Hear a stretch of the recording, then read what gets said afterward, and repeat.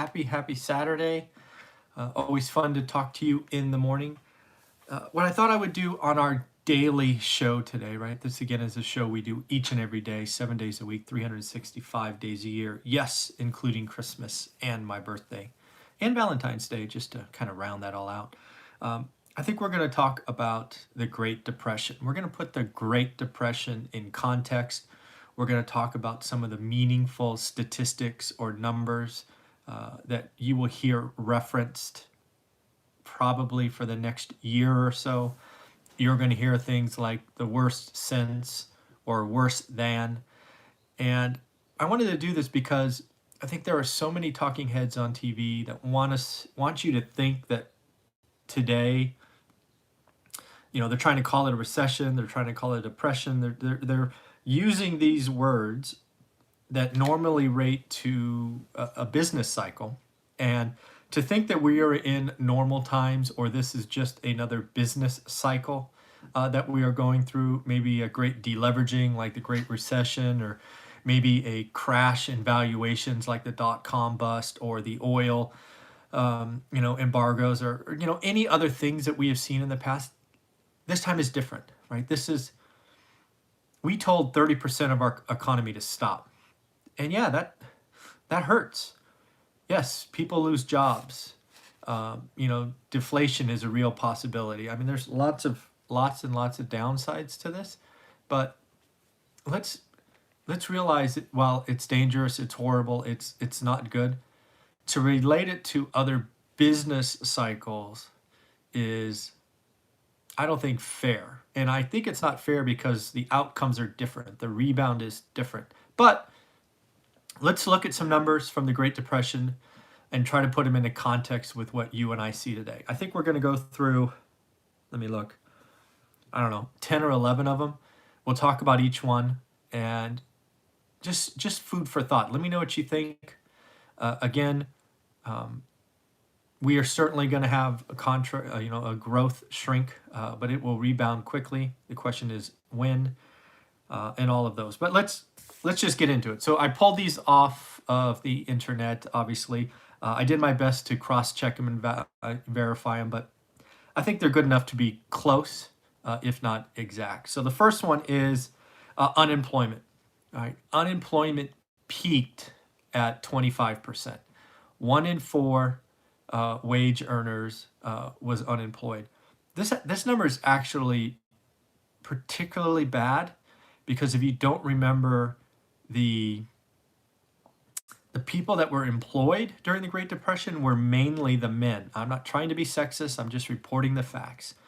So if you were to incorporate today's economy where there are many two two members are both working, that unemployment rate would actually be larger. In I think it was 1932 where it peaked, something like that. So unemployment of 25% is actually underrepresented in today's time, right? 2020, if you just looked at the men that were unemployed, it'd be half, maybe 40% lower. So remember these numbers. Don't just take, statistics are dangerous because people can use them. People can use statistics to tell whatever story they want. So again, 25% unemployment in the Great Depression is nothing like 25% unemployment today. Just understand that. Next, bank failures. 1/3 of banks failed during the Great Depression. That's frightening. Right, bank failures are frightening regardless. That's an unbelievable number. Now, there's obviously a bunch of safeguards put in place. Many of the banks that failed in the Great Depression were essentially shams investing in the stock market. Everybody believed the stock market would go up forever, so people put money there. And when the market went down, banks had to go under. So again, a lot of things to put in place to make sure that doesn't happen again. So I don't see us having anywhere close to 1/3 bank failures. Obviously, homelessness increased. Yes, that's absolutely true, and unfortunately, likely again in this environment. Although there are a lot of safeguards and stuff put in place, It is not nearly enough. I'm not here to say it is enough, but that is interesting. Housing. You know how much housing fell, sort of peak to trough in the Great Depression? This number scared me. 67%, two-thirds. Now, a lot of that is because lending was very different back in the Great Depression. They didn't really have the 30-year mortgage or even the 15-year mortgage, so lending was different. Also, obviously, the population was much, much smaller units. There were less of them, all of those things, but still.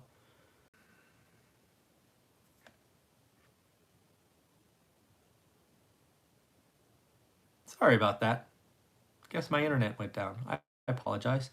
So again, I don't know if you heard it, but I think there's one market that could sense a 67% drop, and that might be Vegas.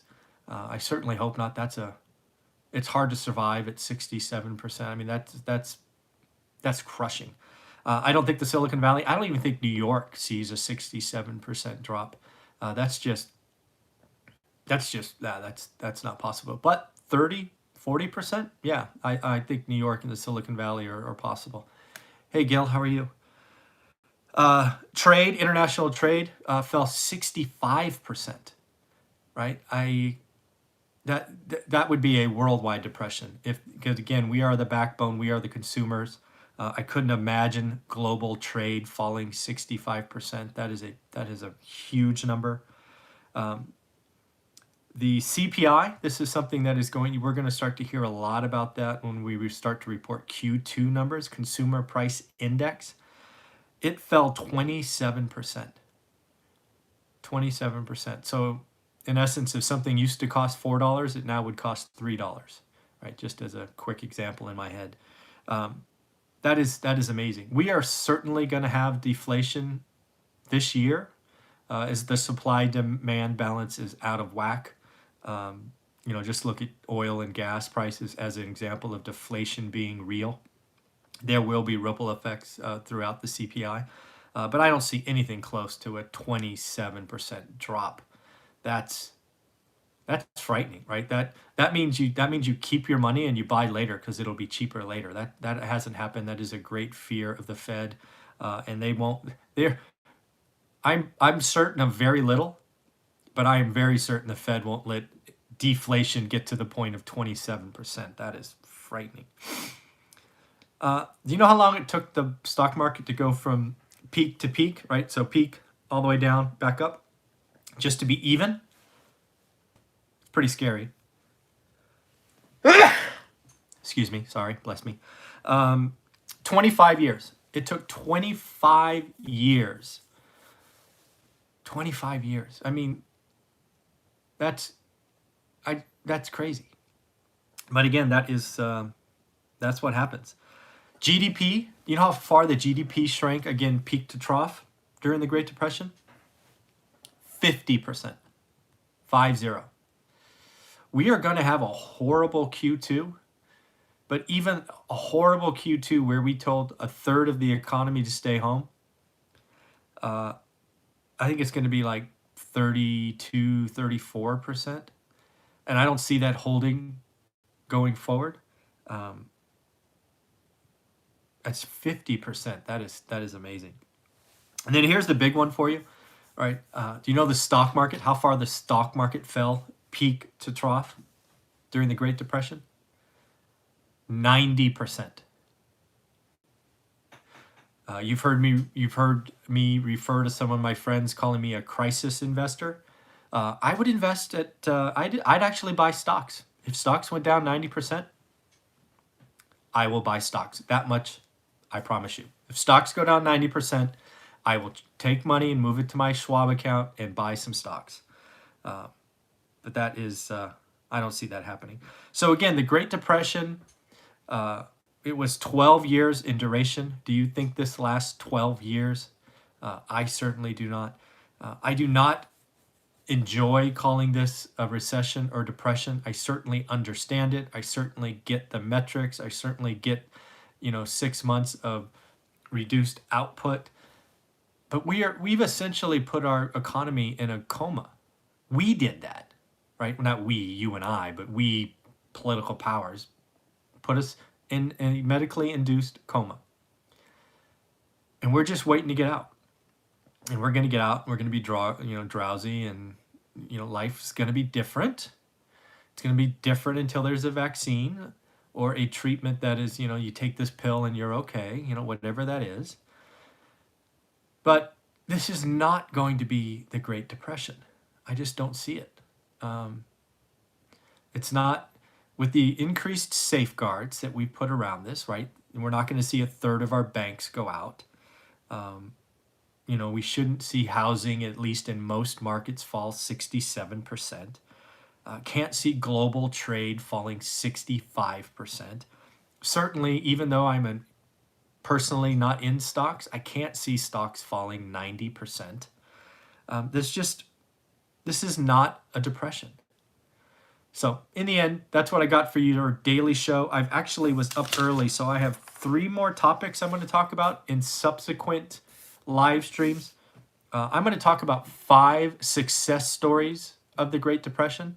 I wanted to do this because in every chaos opportunity, there are advantages. So I found 5 stories, some individuals, some companies. We're going to talk about negative interest rates. I'm seeing more and more calls for the Fed to go negative on interest rates. So I'm giving you my thoughts on that. And then just one for fun, signs that you are not an investor, but instead an excuse maker. I had a little fun with this one. So I've got 3 more live streams. These will likely be done before 9 Pacific, because at 9 Pacific, I'm going to get on a live stream with my students, talk about the week, see if anybody got any deals done, answer their questions, and just have fun. So likely get these 3 live streams done before 9 so I can talk to my students then and then get on with the rest of my day. Have a wonderful time. Take care. Bye.